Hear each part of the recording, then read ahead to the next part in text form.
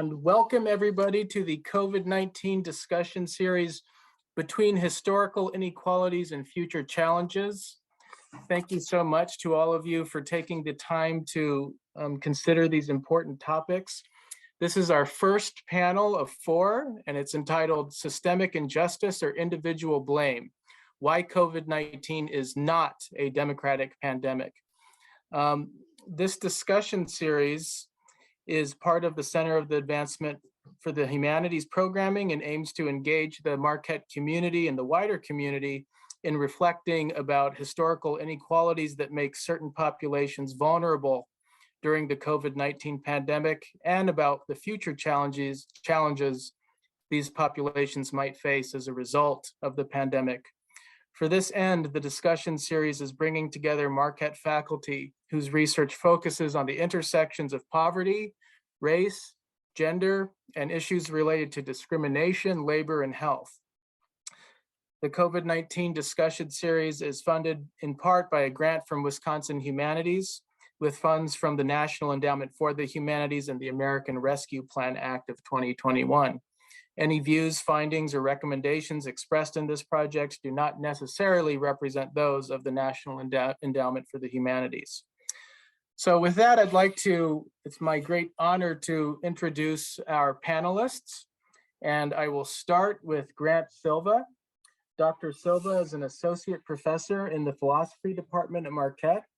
He specializes in Latin American philosophy, political philosophy, and the philosophy of race and ethnicity. He is currently working on a monograph entitled Racism as Self-Love that explores the egoist motivations at the core of racist activity. This project also brings together Dr. Silva's recent publications on anti-immigrant sentiment and the militarization of borders, with new work on the nature of moral responsibility for racism. Next is Dr. Philip Rocco. Dr. Rocco is an associate professor in the Department of Political Science. His research examines the political economy of policy expertise. He's working on a book project on Madison's Engineers: How Policy Science Remade Federalism. It's currently under contract with Columbia University Press. Dr. Rocco has also published a book titled American Political Development and the Trump Presidency from the University of Pennsylvania Press in 2020. And a book on Obamacare Wars, Federalism, State Politics, and the Affordable Care Act, University Press of Kansas, 2016. Next is my colleague in the theology department, Dr. Alex Martins, who holds a joint position as an assistant professor for theology and nursing. He specializes in healthcare ethics and social ethics, especially in the areas of public health, global health, Catholic social teaching, and liberation theology from the perspective of the poor.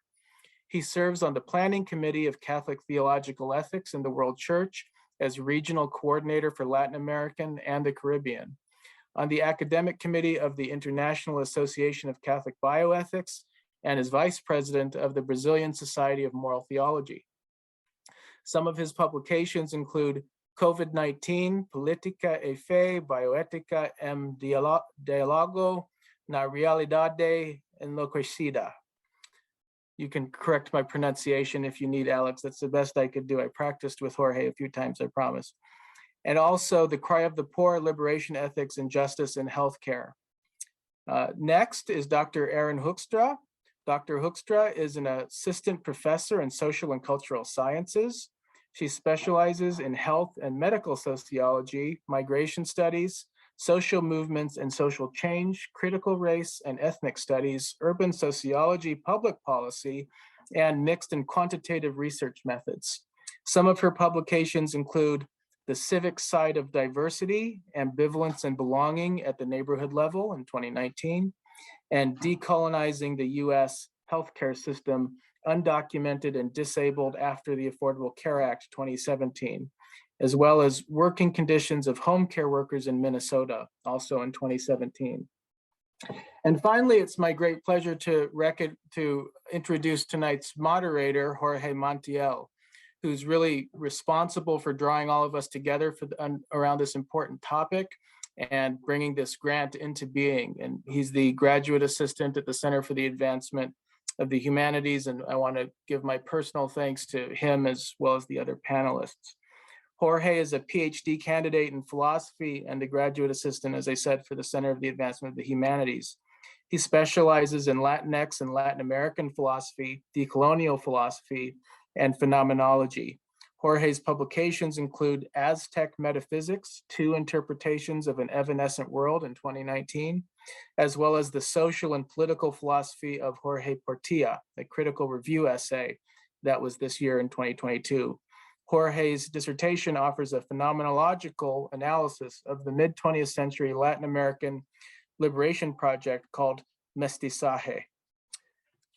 With that, it's my great pleasure to hand this over to our moderator, Jorge, and I very much look forward to learning from all of you in this important discussion. Thank you so much. And I would like to just present some basic statistics or some data about the way in which COVID-19 has impacted certain populations disproportionately relative to other populations. So I did some research about the way in which COVID-19 has affected populations in terms of race and ethnicity in disproportionate ways. So some data from the CDC at the national level shows, for example, that in terms of cases, indigenous peoples in the US are 1.5 more likely to be infected by COVID-19. In terms of hospitalizations, they are 3.2 times more at risk of suffering from COVID-19 relative to whites. And in terms of deaths, they are 2.2 times more at risk of suffering from COVID-19 relative to the white population. In terms of hospitalizations, the Black or African-American population is 2.5 times as likely to be hospitalized for COVID-19 and 1.7 times more likely to die from COVID-19. Similarly, Hispanic or Latino, the Latino population is 1.5 more likely to be infected by COVID-19, 2.4 times more likely to be hospitalized by COVID-19, and 1.9 times more likely to die from COVID-19 relative to the white population. And this is data from up to February 1st, 2022. At the state level in Wisconsin, the COVID-19 tracking project reports as of March 7, 2021, that Hispanic and Latino people are most likely to have contracted by COVID-19 relative to their white counterparts. Black or African-American people are most likely to have been hospitalized by COVID-19, again, relative to the white counterparts. And American indigenous peoples are most likely to have died from COVID-19 relative to their white counterparts. So both at the national, data at the national and at the state levels, show that people of color are more likely to suffer from COVID-19. In a news briefing from the coronavirus task force from April 10, 2020, General Surgeon Jerome Adams made the following comments.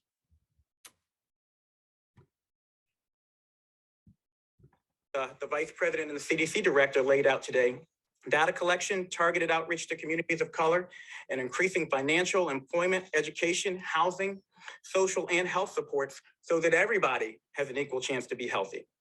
And I want to close by saying that while your state and local health departments and those of us in public service are working day and night to help stop the spread of COVID-19 and to protect you regardless of your color, your creed, or your geography, I need you to know you are not helpless. And it's even more important that in communities of color, we adhere to the task force guidelines to slow the spread. Stay at home if possible. If you must go out, maintain 6 feet of distance between you and everyone else, and wear a mask if you're going to be within 6 feet of others. Wash your hands more often than you ever dreamed possible. Avoid alcohol, tobacco, and drugs. And call your friends and family. Check in on your mother. She wants to hear from you right now. And speaking of mothers, we need you to do this, if not for yourself, then for your abuela. Do it for your granddaddy. Do it for your big mama. Do it for your pop-pop. We need you to understand, especially in communities of color, we need you to step up and help stop the spread so that we can protect those who are most vulnerable. This epidemic is a tragedy, but it will be all the more tragic if we fail to recognize and address the disproportionate impact of COVID-19 and an array of other diseases and risk factors on communities of color. So I think this video was striking for many of us at the time in April of 2020. Jerome Adams is basically suggesting that there's certain behaviors that make people of color more vulnerable to suffering from COVID-19, and that part of the reason that people of color are suffering in disproportionate ways about COVID-19 is their behavior. In response to Jerome Adams, Ibram Kendi published a paper titled "Stop Blaming Black People for Dying of Coronavirus." It was published in The Atlantic in April of 2020. In this article, Kendi argues that Americans are blaming Black people for not taking the viral threat seriously, and that which also implies that white people have lower infection and death rates because they're taking COVID-19 seriously. Kendi argues that according to this logic, racism is not murderous.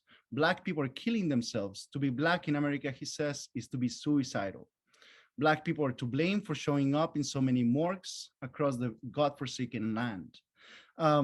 So I wanted to introduce this data and this discussion between Jerome Adams and Ibram Kendi, because I think that when we started looking at the data in terms of who is affected mostly by COVID-19, we started looking at individual behaviors rather than more systemic sort of issues that may explain why COVID-19 is affecting certain populations more than others. So with that, I would like to open the discussion with all of you. And I would like to start by sort of first posing a general question and then posing proposing a specific question to each one of you. And you will be able to address it from your areas of specialization. So my first question, my general question, is early in the pandemic, we learned that the people most at risk of suffering from COVID-19 are the elderly and populations suffering from comorbidities such as obesity, hypertension, and diabetes. But we wouldn't blame the elderly for their elderly condition. We tend to place moral blame on people's poor individual choices about their eating and drinking habits. And this is partly what Jerome Adams is doing in the press brief, the conference briefing. Does individual choice explain why certain populations are disproportionately suffering from the pandemic? What are some of the factors that may explain the disproportionate effects of COVID-19 on some populations more than others? And I would like to start with Dr. Rocco, if you can address this question. Yeah, thank you, Jorge, and thanks for setting this up. I think this is a really great series of panels. I want to step back because I think your question is really profound, and it reminds me of, and I think this is appropriate given that this is a humanities forum, of a book by the historian Dan Rogers called Age of Fracture. And in that book, Dan Rogers is trying to think about in part, social explanations for why things happen in the world.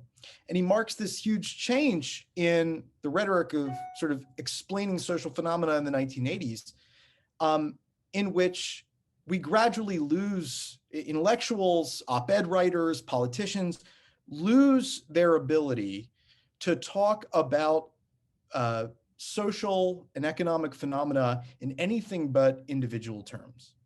And I think that is very much what confronted social explanations for pandemic outcomes at the outset in 2020.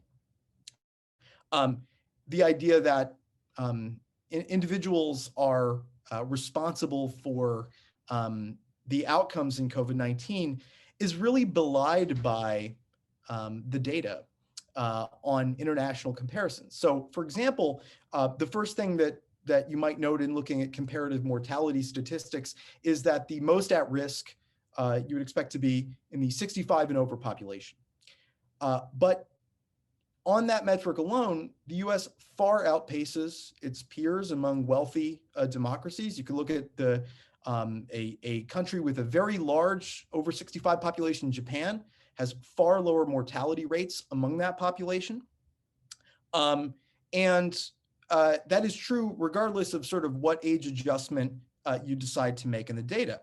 So it has to be the case that something is going on that cannot be reduced to individual behavior. Now you might say, okay, the US, this is another sort of conventional social explanation.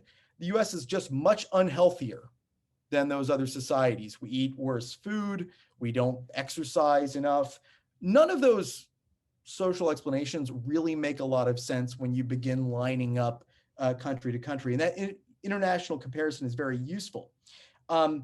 What does end up making sense is that the social and economic and racial hierarchies within the United States are very distinctive when you look internationally.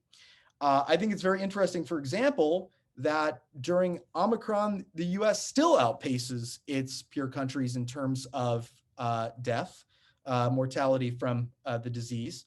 And a lot of that death in a wealthy democracy is being incurred by working class people, poor people in the country. If the mortality rate for the lowest social economic status group in the United States were what it is in the highest social economic status group in the United States during COVID, mortality would be about 30% lower than it has been in the United States. You can look at something as narrow as nursing home deaths and find the same pattern, right? That it is really not just what's happening in understaffed nursing homes, although that's a huge problem.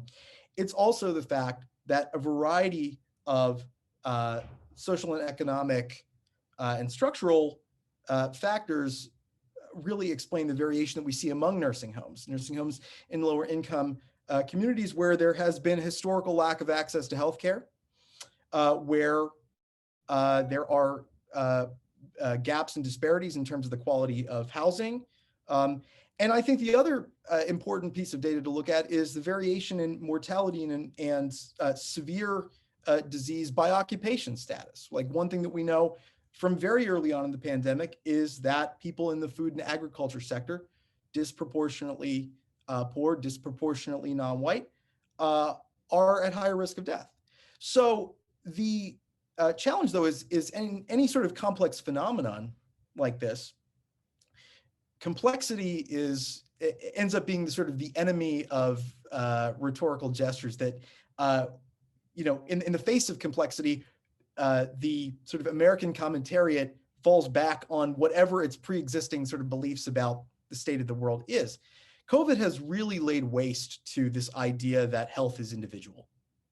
And anybody who purports to, continue in asserting that health is really individual should be regarded as a charlatan and a fraud, probably in the future, because what we've seen is that not only is the outcomes related to COVID-19 really responded to a variety of social and economic inequalities that preceded the pandemic, but also the very distinctive response of the United States compared to its peer countries in terms of what it did as a response to the pandemic. Thank you very much. That's helps sort of frame the discussion and also to show how complex the issue is. Dr. Hoekstra, can you give us a sense of, is it individual choice that explains the disproportionate effects of the pandemic, or is it more structural systemic issues? Yeah, thank you, Jorge. So I would say, as a medical sociologist, that a pandemic has really both revealed the extent of social inequality in the US prior to COVID, and then has also served to exacerbate it. And when I say social inequality, right, I'm speaking about intersectional perspectives. So in regards to race, gender, socioeconomics, and other kind of like social locations and identities. So we are seeing, as we knew before, but we're seeing in really sharp relief here, the fact that social inequality has really embodied consequences and gives rise to health disparities and unequal health outcomes that are experienced then by different populations as a result of things like poverty, lack of access to resources, including healthcare, as well as racism, sexism, a host of other factors, right? And so in social sciences and public health, people are starting to talk about this as through a framework of the social determinants of health. So a framework that really recognizes the impact of social factors on people's health. So things ranging from whether someone experiences racism or other forms of discrimination, to whether they have access to healthy foods, whether they have a neighborhood that's free of community and police violence, to whether they can access public transportation. So like these social and environmental factors, as well as like many other factors really, together impact an individual's health outcomes. So then when we see specific populations with disproportionate diagnoses, which are now kind of COVID comorbidities, right? So particular health conditions like diabetes, hypertension, et cetera, and then differential health outcomes. It's not really a matter of genetic inferiority, obviously, though it needs to be said, right? Or even of individual choice, but rather a matter of systemic inequality. And so pre-COVID, then this social determinants of health framework has really been used in public health and other spheres as a pushback against the narrative of health disparities as a result of individual behaviors and choices. And so it's premised on this recognition that the social is much more determinant than the individual, and that individual choice and behavior, where relevant, is always shaped, always constrained and determined by larger social forces. So COVID comes along, has then really thrown that, thrown into sharp relief the reality of social inequality, including racial and gender inequality. And as I said, further exacerbated it, so that we have people of color disproportionately bearing the brunt of COVID hospitalizations and deaths. And I want to mention an important piece of research by sociologist Elizabeth Wrigley-Field, that's actually her last name, Wrigley-Field, who does health disparities work that looks particularly at health disparities through looking at life expectancy. And so her research on life expectancy changes during the pandemic have revealed that changes in life expectancy for white people in the US during the pandemic, specifically in 2020, didn't even come close to the best year of life expectancy for Black and African American people in the US. So basically then white life expectancy at the height of the pandemic, or what was the height of the pandemic in 2020, remains considerably higher than life expectancy for Black Americans has ever been. So essentially then US racial inequality as measured by life expectancy year on year is as deadly as COVID-19.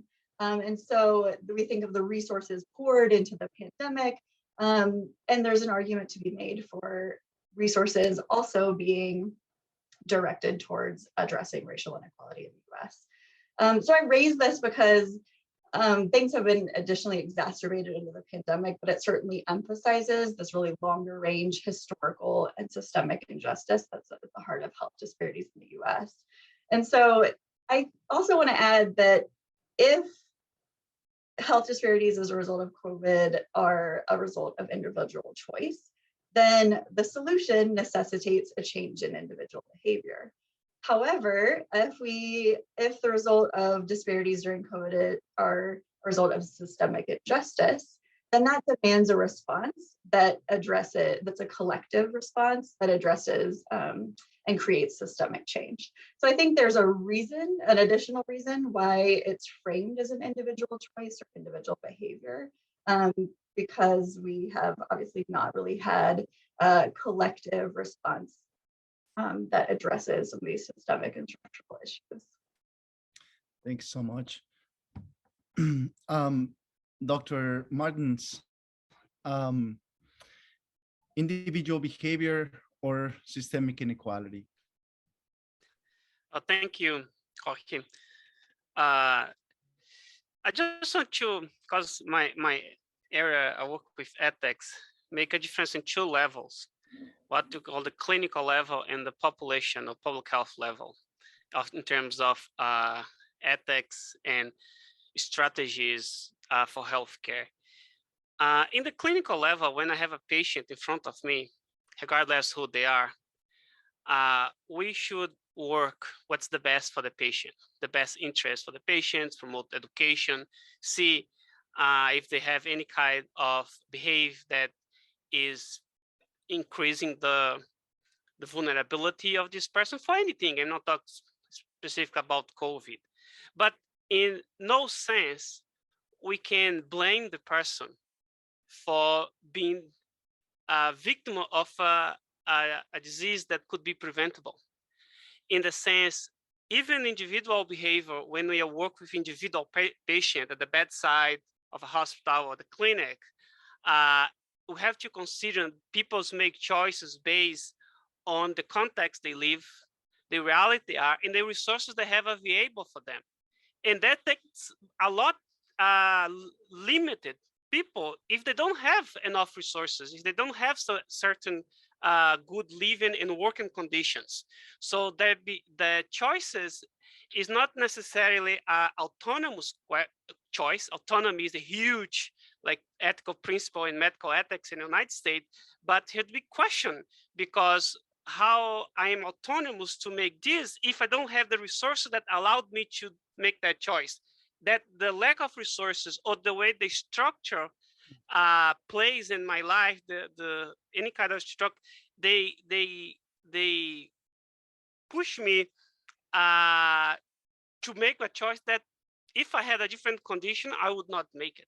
So in that individual, although I am addressing individual level, a patient would have COVID or something else and trying to do the best for the best interest of the patient, we have to consider the people, any individual living in a reality that most of the time, especially when you talk about people who come from historically marginalized communities, they has a huge lack of autonomy in the way they make choices because the resources they have available in the conditions they live or the conditions they work.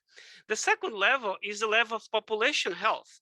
So in public health, when it's population health, we have to see the population and trying to understand what are the factors that is created vulnerability, for example. What are the factors that make certain groups more vulnerable than others to get certain kind of illness, certain kind of disease? Why, as you show at the beginning, why people of color are more vulnerable to get infected? Consequently, they are getting infected. Consequently, they need more hospitalization, and then they also die. So we're trying in the population level, see why that happened. And then when you do that, you just get exactly what my colleague said before, that there are structures, there are factors, or in public health, as Erin said, there are the social determinants of health, the socioeconomic determinants of health that we want to determine that positively.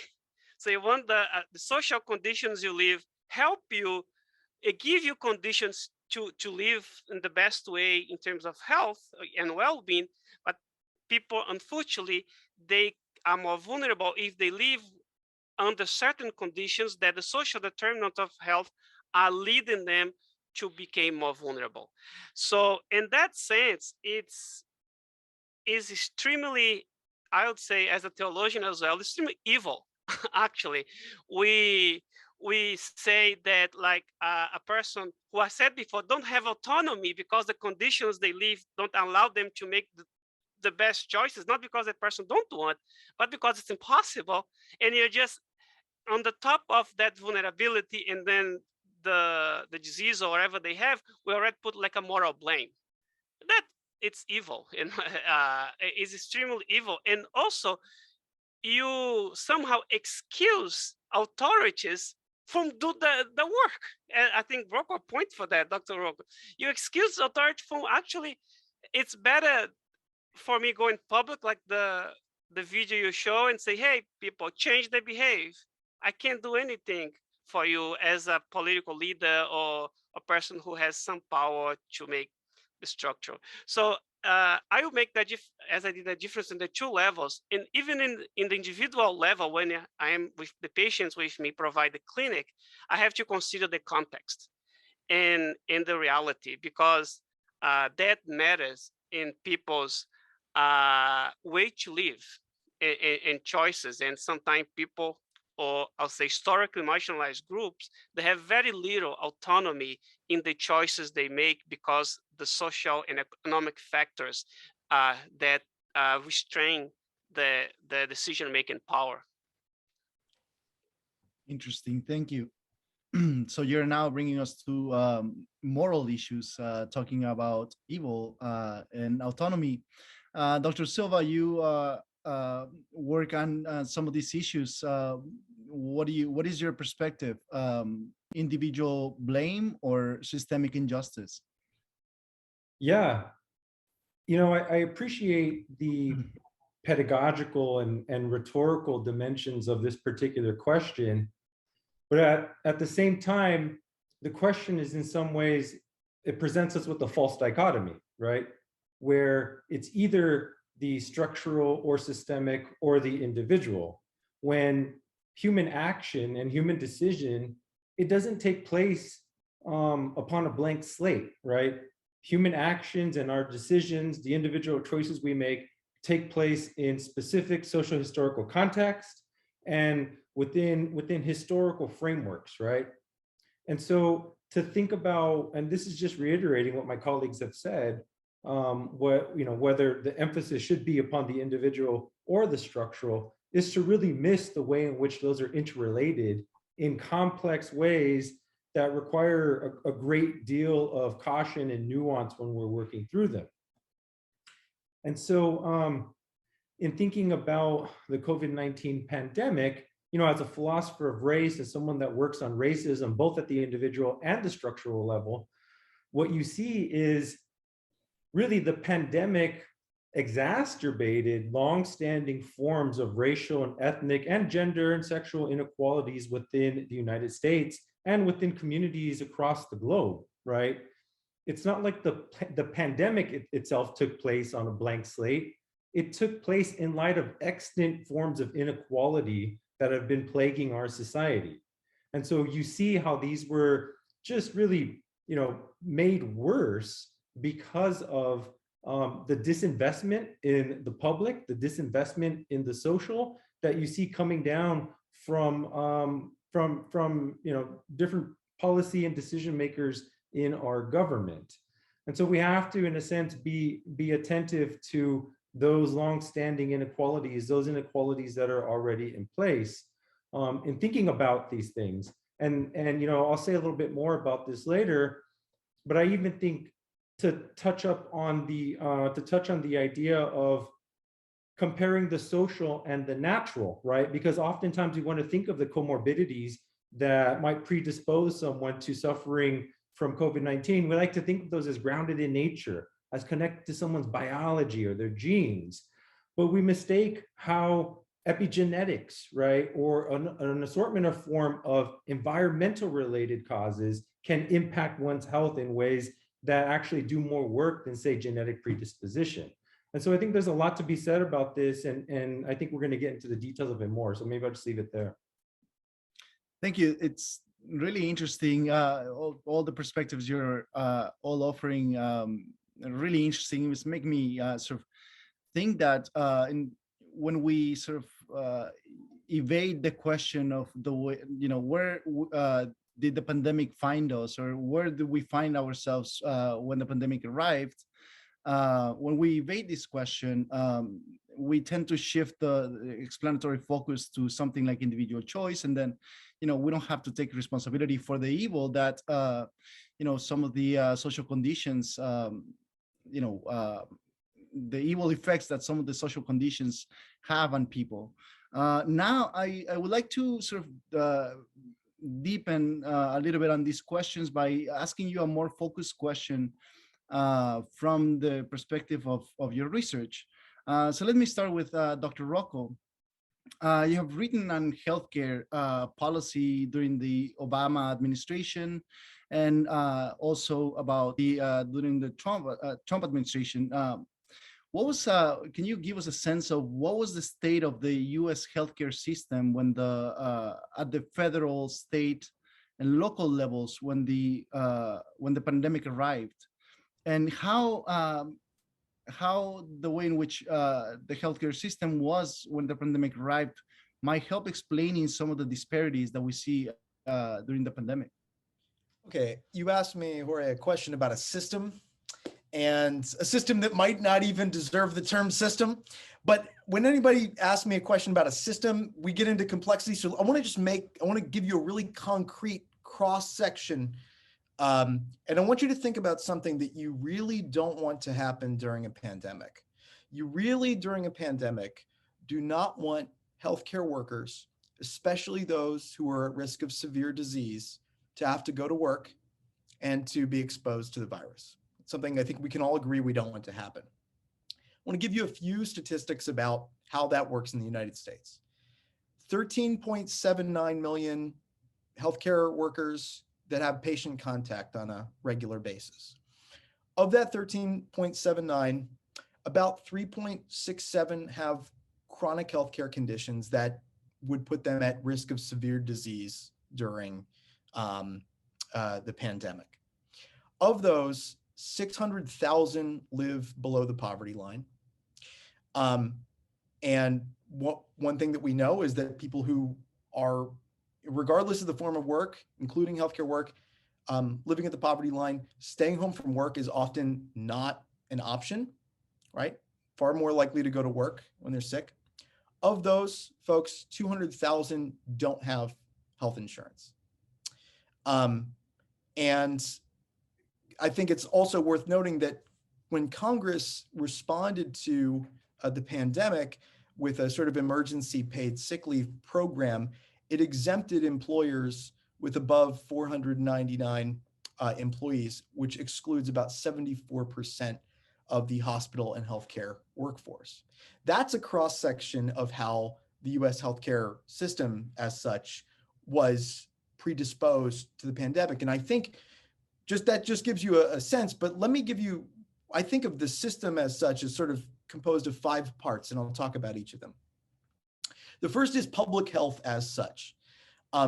We don't really have much of a public health system in the United States. In terms of overall healthcare spending in the United States, public health, we think of as the health departments, that constitutes about 3%, or in 2009 constituted about 3%. By 2019, it constituted about 2.5%.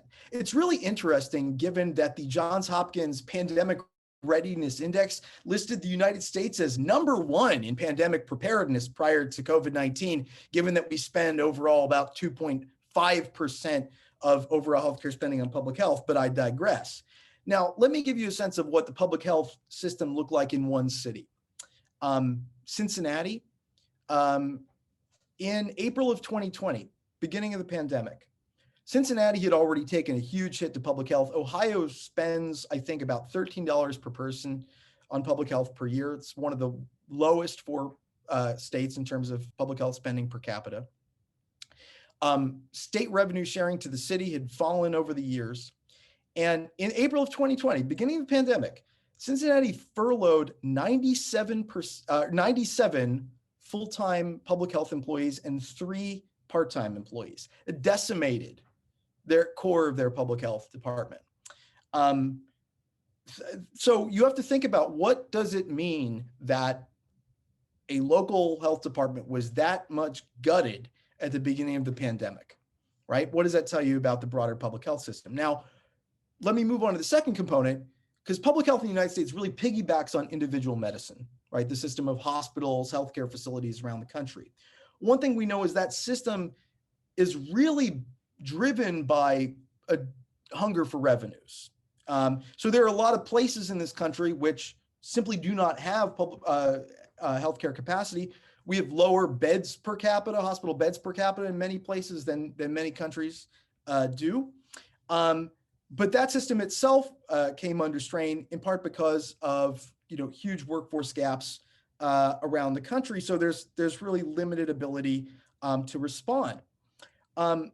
Third, and I think you see that come up in the example, is the financing piece. How do people actually get healthcare? And we know that when people don't have health insurance, they're far less likely to come in contact with providers and access healthcare that they might need, including of a preventative nature. But this concept of uninsurance and underinsurance is a uniquely American one. Among other wealthy democracies, it's essentially unheard of. So that the financing piece is there as well. Let me just say two more things. One is occupational health. We have the Occupational Safety and Health Administration, OSHA. OSHA did not put out a workplace safety rule until, I think, fall of 2021, years into the pandemic. And its rule was delayed in part because the Office of Management and Budget wanted to take comments from the leading employers organizations in the United States, which ultimately watered down that rule. So workers in many key industries, and if you look really early in the pandemic, food, agriculture, meat processing plants, they were working without serious occupational safety and health standards. So that's one place where I think it would be surprising to say that the US was #1 in terms of pandemic preparedness. And the final thing I'll say is that there were hugely perverse incentives. We require, or in the United States, our public health system relies on the decisions of local governments, state governments. At the beginning of the pandemic, actually having sufficient regulations came at the cost of the revenue that those governments used to survive. And regardless of what Congress ended up doing, the funding constraints were tight, such that that funding couldn't be used initially for revenue replacement. Revenue replacement, that funding didn't come until, again, a year into the pandemic. So there were huge perverse incentives for local and state governments when it came to actually doing what was necessary to respond. So in those 5 ways, I think we can say that the US was really set up from the beginning for failure in the pandemic. Thank you. Dr. Hoekstra, you're currently teaching a course on the topic of race, gender, and medicine. How have race and gender and their intersections informed people's access to healthcare services? Are there any historical injustices you see along these categories that may help explaining some of the disparities we're seeing during the pandemic? Mm-hmm. Yeah, thank you. This is a really important question and discussion, I think, because the COVID pandemic and the social phenomena that are accompanying it, so like a rise in hate crime against Asian and Asian Americans in the US, the disproportionate impact of COVID on communities of color that we've discussed. Like Grant said earlier, these have not arisen in a vacuum. They're very much an extension of historical processes and relationships. And so looking across the kind of even just the last few centuries of immigration policy in the US, and the xenophobia that has so often really accompanied discussions about migrants and people of color, we see like racist narratives and discourses about health and the pathologization of migrants and people of color as contagions or disease carriers. So this kind of pathologization has been used historically to justify migrants' exclusion from the country and or the medical violence and racism that they experience at hands of healthcare professionals, medical researchers, not to mention the physical violence, right? So for instance, if we look at like one example of the Chinese Exclusion Act that barred migrants from China for legally entering the country until 1943, you combine that with this racial discourse of the kind of quote unquote yellow peril, which associated disease and contagion with Asian Americans in the US, specifically in Chinatowns. And so this discourse, thinly veiled, is still, alive and well in current social and political discussions about COVID. So it's still, though, somewhat surprising that this discourse is really translated then to like a record number of hate crimes in the US against Asians and Asian Americans in 2020, which was then blown out of the water again in 2022 with another 350% increase in hate crimes against Asians and Asian Americans. So then kind of shifting gears to think about gender, right? Like gender inequality has operated really interestingly in the pandemic, right? In a bleak way, I would say. So in many ways, we're seeing kind of the gains of the last several decades in terms of gender equality really being rolled back, right? As more women are leaving the workforce due to school closures, due to a serious lack of childcare spots, even the demands of like pandemic home life, right? So at first it seemed like the remote work options that some people had access to during the pandemic may have translated into a more equitable share of domestic labor. But as time has gone on, we're really seeing that's not the case, right? As women have borne the brunt of this labor, and then that's impacted their own kind of work outside the home as well. So these would just be a couple examples, I would say, of the kind of myriad social injustices that are impacting the effect of the pandemic on different groups. Kind of others, which I hinted at in my earlier remarks, but I think it's important also as a social movement scholar to really point out that we're seeing people making these connections with historical injustices as well, right? So in the summer of 2020, there's kind of explosions of Black Lives Matter protests and organizing, which has put the possibility of defunding or shifting police funding on the table in some localities in a way that was kind of unheard of before. And we're also seeing with this a real dramatic increase in labor organizing. We're seeing successful strikes across a number of industries and unionization campaigns in places where essential workers have really been laboring and have been forced to expose themselves to risk throughout the pandemic.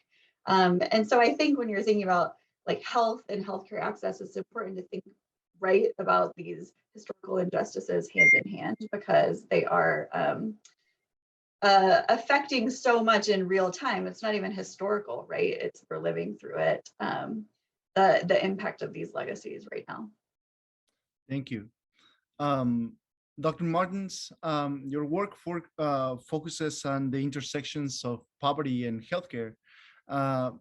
In what ways do you see poverty informing people's access to healthcare, and how might poor people's access to healthcare help explaining some of the injustices or inequalities that we see during the pandemic?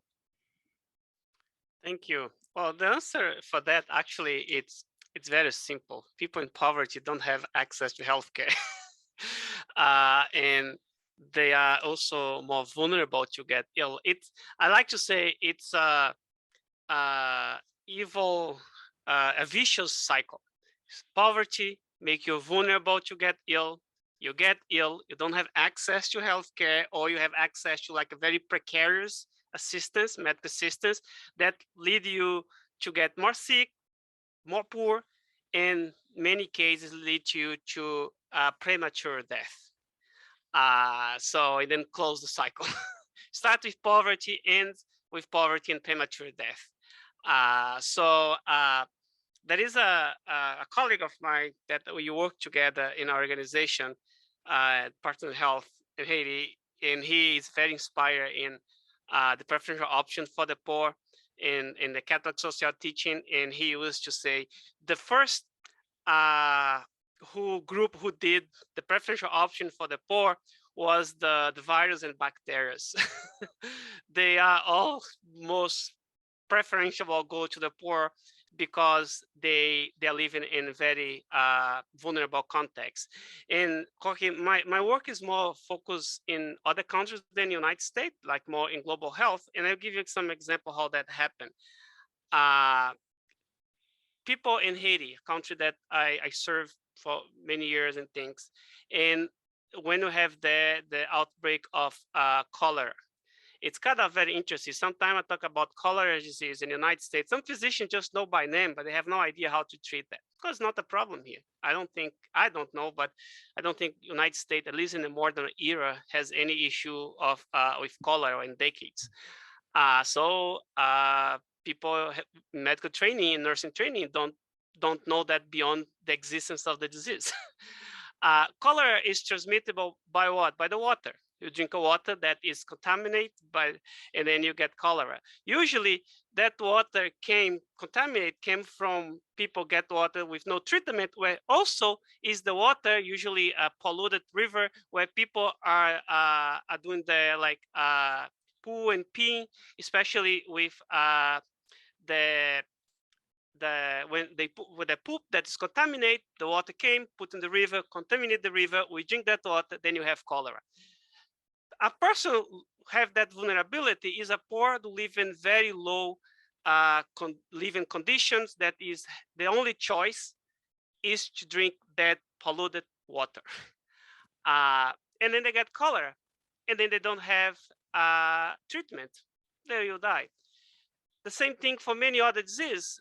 People live huge part of the world still cooking their food with wood stove. In small places, breathing all the smoke. And there is a kind of a misunderstanding that poor people die more for communicable disease before the pandemic, and they don't die because non-communicable disease like heart disease or cancer. That's not true. People in low income countries die because cardiopathies, the heart disease, at the same level of people in the United States. And people low income in the United States die because cardiopathies at the same level of people in high income, because the vulnerability they have to create some kind of cardiopathies that create and so poverty lead you to more vulnerability, and then lead you to get sick and not have access to healthcare.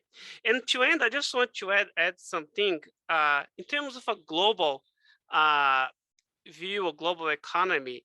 I am very interested recently in my research the factors that lead to that pandemic. United States has played a huge role international, and I count that based in my own country, Brazil, who has a very strong public healthcare system. And Brazil, at that point, we start vaccination after almost 6 months after the United States, has reached almost 80% of the Brazilian population immunized with 3 doses. And I'm very happy because I helped to build that system in the past that started in the 80s.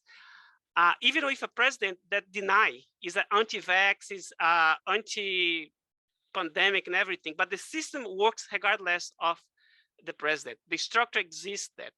And we are able to vaccinate. I work with indigenous communities in Brazil, where my family lives, and we have a project there that you need take a boat in 3-4 hours to reach that community. But we could put there a public clinic with at least a doctor, 2 nurses, and community health workers, and vaccines arrive there, so you could vaccinate the indigenous. Then when I went there in person to help them to treat COVID, I realized they have a dengue outbreak, and then COVID was not a problem anymore because you can immunize it very quickly. So just to say, but there is a huge international force from the United States to privatize that system. And I give an example. Brazil, until 2018, January 2019, begin the new administration, Brazil don't have international health insurance operating in Brazil. Health insurance, United Health, put money in Brazilian politicians. They were elected. And the day they get in Congress, they pass a law, dismantle the public system and the United Health Open headquarters in Brazil to serve the top 10% of the population. What they do for the pandemic, zero. So, and that it's mentally epidemiological systems of control that has been systematic across the world. They have doing that. When have an outbreak, I work for the Ebola outbreak in West Africa. What the US and European countries did, trying to keep the disease there, just killing the Africans. When have the Zika outbreak in Brazil, trying to keep the Zika there. Don't let them come here, killing the Brazilian, kill the Latin Americans. They did systematic, you send doctors, okay, some volunteer, NGOs go, it's nice, make us looking good, but then have all this thing to dismantle the epidemiological systems that when the pandemic, they couldn't control anymore there, because it came to here, they couldn't control that anymore. So we impoverish the population to serve only 10% of the rich, because every country has the elite. With even Haiti, the poorest country in the Americas, have the elite. And then they create that, like United Health will serve the 10% of the elite, while we impoverish the entire country, that we will die without existence, dismantle the public system. Brazil right now is in that process that started in 2019, in January 1st of 2019. Thank you. I think we're starting to see a pattern here. We start with poor systems or unpreparedness, and these systems cause certain kinds of inequalities, which then we have something like a pandemic, and these inequalities just make people just more disadvantaged or in worse conditions, which then puts them in a special risk. Dr. Silva, your work focuses on racism as a kind of systemic injustice. Can you give us a sense of how you think about systemic injustice and how that may explain some of the racial, particularly inequalities that we're seeing during the pandemic? So I think this is a great question, and I'm really grateful to be a part of this panel. When we think about systemic, or sometimes it's described as structural injustice, we have to think of a particular kind of moral wrong, right? And so ethical, the language of ethics or morality is really important here. And the idea of systemic, or the idea of the structure, refers to historical givens, right? The social circumstance in which human action and decision occurs. And so my work on race, my work on racism is really helpful here, because like I was saying earlier, oftentimes we like to think about race in ways that naturalize inequality. And many people would like for there to be no more talk about structural injustice or systemic injustice, because like Dr. Hoekstra was saying, it makes the case that we need to do something systemic or structural about it. And if instead, right, inequalities, health inequalities, economic inequalities, if those come from an individual's nature, or people talk, for some decades now, cultures of poverty, where there's something implicit to the individual or to these communities, that's wrong, right? The problems coming from them, and not the historical context in which their actions and decisions are taking place. It becomes very easy then to disinvest in the public in ways that I think Dr. Martins was describing as what's happening in Brazil, right? The attack on the public, on public infrastructure, began in the United States several decades ago, which is why I think you see, for instance, think about like access to healthcare, right? And think about, I think I remember seeing numbers that about half of the uninsured in the United States are people of color. Or you think about, say, it was last 14 states that refused to expand Medicaid under the ACA, the Affordable Care Act, right? Particularly states in the South where there's a large Black population, you see that the access to healthcare and the access to health insurance is unequal, right? In terms of the United States, it's disproportionate. So you have a pandemic come, and sort of what the pandemic did was demonstrate how embodied inequality can be, right? It, in a sense, brought out the inequality in a way that we can actually see it unfolding in individual lives. And so when we talk about systemic or structural injustice, that's what we're describing, right? It's not just that inequality comes from the decisions that people make, but it comes from the larger context in which those decisions occur, right? So we could talk about things like I was saying earlier, like epigenetics, right? We could talk about how there are non-genetic factors, environmental factors, right? Things like inheritable stress or anxiety that have an impact on your health and your well-being and the quality of life that you have, which don't come from nature, like many people would prefer, but they come from society. They come from the social structures that we inhabit, right? And so you look at how individuals are facing comorbidities like cancer or hypertension or diabetes and or obesity, and you have to also entertain questions about access to food or nutrition. You got to talk about food deserts. And we could do that here at Marquette in our open backyard and look at certain communities that don't have, say, a Whole Foods in their community, or don't have different markets in their communities that they can go and get nutrition, the kind of nutrition that they need. Instead, they get a Dollar Tree, right? Or instead they get some other kind of store that doesn't really help in terms of thinking about health and well-being. So when we talk about structural injustice or systemic injustice, we have to look at the aggregate of individual action taking place within a wider social historical context. So it's not that individual action is irrelevant. No, people make decisions. Human beings do, in a sense, express agency and have freedom, but our freedom, our agency can be constricted, right, or enhanced based on circumstances that are, in a sense, outside of our control. And you see this unfold with race, you see this unfold with gender, you see this unfold in the context of one's migration status or lack thereof, right? You see all of these things impact how healthy individuals can be. And so here, I think I'm just repeating a lot of what my colleagues have already said. That's kind of the downside to being the fourth person in a panel like this. But I'll leave it at that. Thank you. Thank you. Thank you for that. So we have another extra round of about 2 minutes each. About 2 minutes each for concluding remarks, but you can extend yourself a little bit longer, since we're not going to have questions from the audience given the technical difficulties we experienced today. Why don't we start with you, Dr. Silva? What are some of your concluding remarks? I'll let you be the first one this time. Yeah, and I mean, I think this might in some ways reference some of the work you've done, Jorge, in thinking about how notions of purity, cleanliness, right? Ideals of beauty have been racialized in places like the United States, such that when and here I'm thinking from the context of race and racism, right? In our society, we have these pre-existing ideas about who healthy individuals are, or what health looks like, right? What a beautiful body looks like, as opposed to those that are viewed as unhealthy, right? A lot of those ideals are connected to race.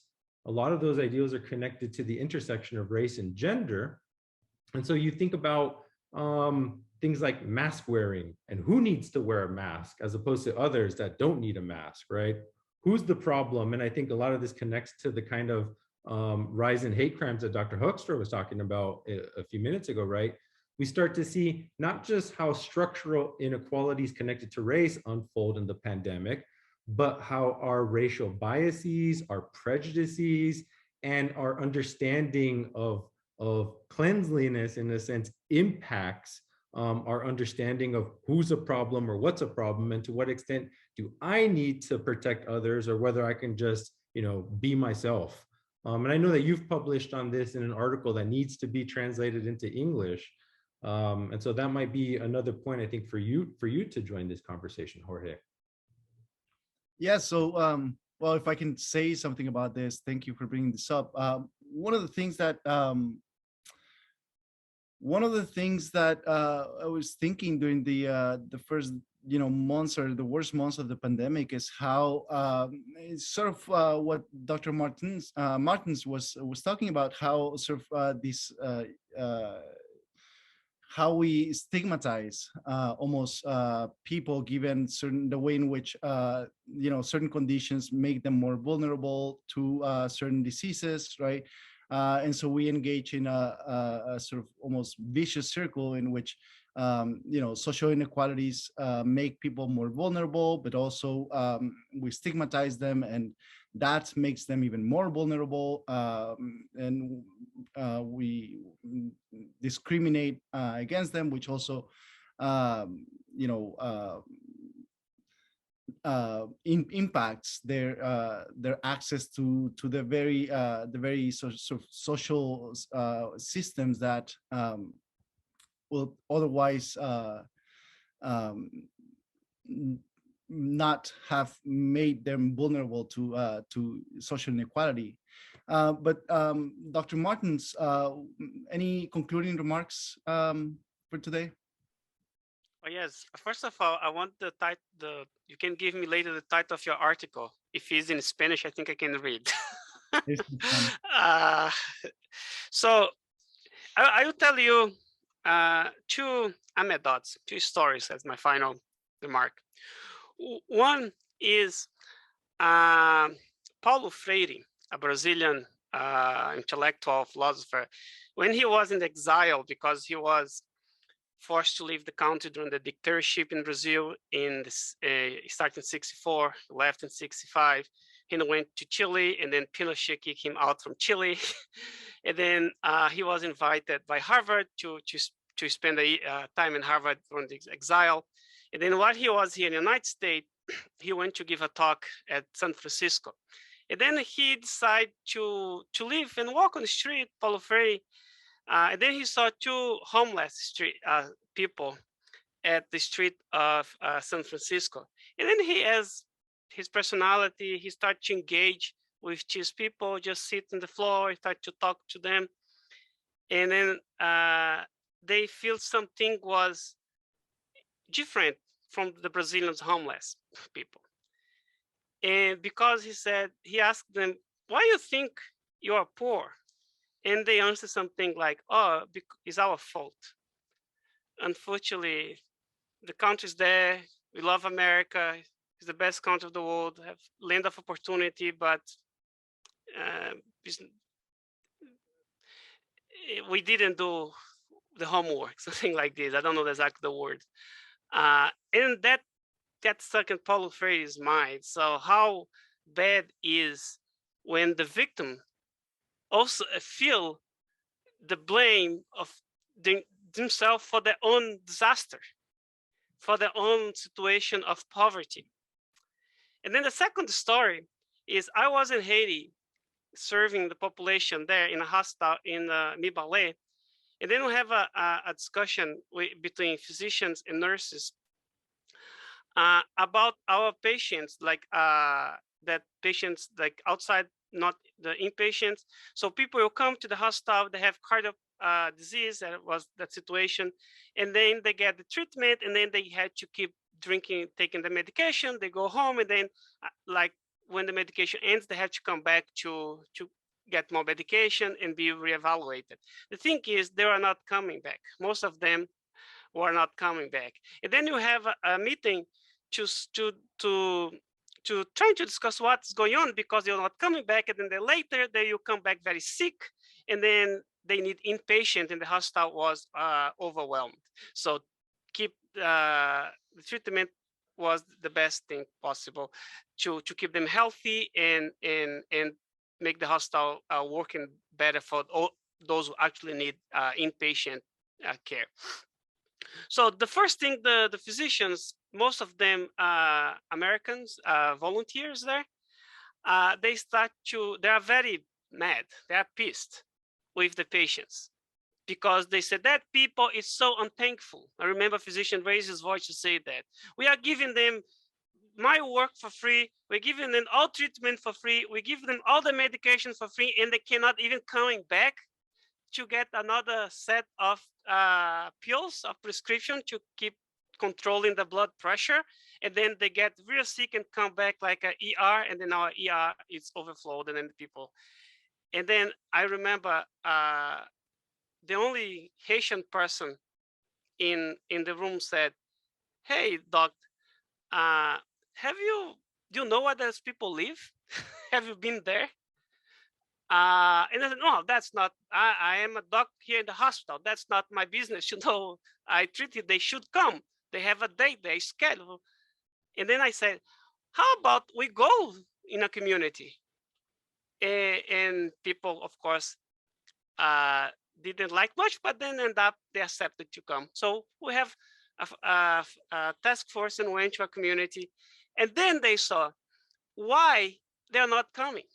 And the why was most of those people are women who have like 2-3 children, and they live far away. They should to come buy food, could take almost a day to arrive to the hospital, or they could pay like something equivalent of $1 or even less to take a transportation to come. But that little money they have to make the hard choice. Do I go to the hospital or I will buy the food for my child? And guess what? They will make the choice to buy the food to the child. When the doctors realize that, they say, "Well, you blame the victim for being victim," Right. and that it's as Brenda, we have to talk about moral wrong. That's a moral wrong. You don't know the reality.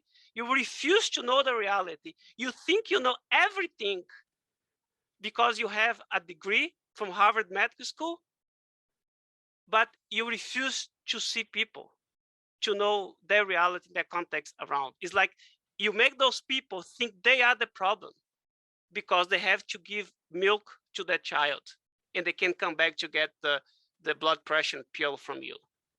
So I went with those two stories. I don't want to make any reflection, but just let the two stories for our own and people who will listen to us later reflections. Thank you again for the invitation to be here. Those are really great stories that I think make us reflect, make us all of us reflect. Dr. Hoekstra, any concluding remarks? Yes, thank you. I wanted to reflect a little bit on some of the work that I'm doing in my current book project that's about like a movement for immigrant health justice in the United States, which encompasses kind of like emergency medical care, search and rescue in the borderlands, as well as this informal network of free clinics, kind of immigrant rights organizations, and just kind of this even kind of like underground network of healthcare professionals providing care, which I kind of theorize as this like informal third tier or third net that's underneath the healthcare safety net in the US. And not only has the kind of like mainstream healthcare system in the US been stretched, strained, decimated in many ways by the pandemic, but much more so this kind of informal network and structure of healthcare access, which is already in essentially a patchwork of care. And so I think about what André Giraud talks about as like the biopolitics of disposability. Who have we marked or rendered as disposable through health policy, through immigration policy? And then also we see how the kind of immigration enforcement apparatus in the US has actively been kind of like perpetrators or spreaders of COVID through policies of detention and deportation. And so at the height of the pandemic, like other custodial communities, right, where people are living in kind of institutions where they can not socially distance, immigration detention centers in the US became death traps, with COVID-19 just running like fire through them. And then we were deporting COVID positive migrants back to home countries where they were carrying the virus with them. And so in thinking about health and thinking about who's rendered disposable, there's also a way that migrants who are undocumented, without papers, without insurance in the US are very much not counted, right, in some of these figures. And in that way, people who are kind of rendered disposable in this way, their deaths are uncounted. So we don't even have the data there, right, of what's going on, and unaccounted for in a way that's really important, right? If we talk about individual versus systemic blame.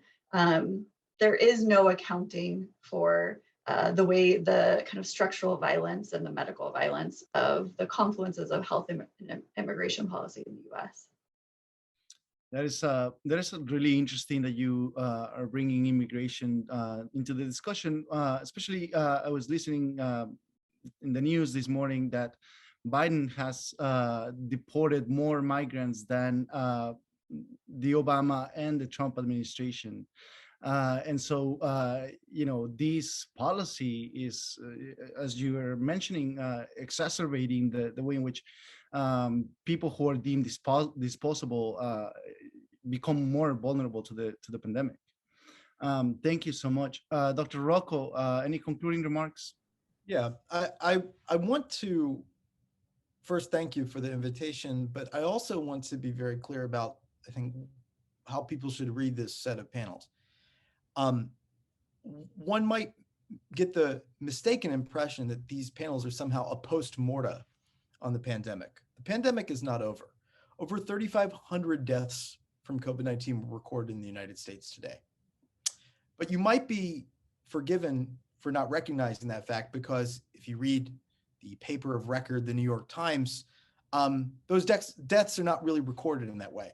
When there were 100,000 deaths, the New York Times marked that with 100,000 deaths, and I think the headline was something like an incalculable loss.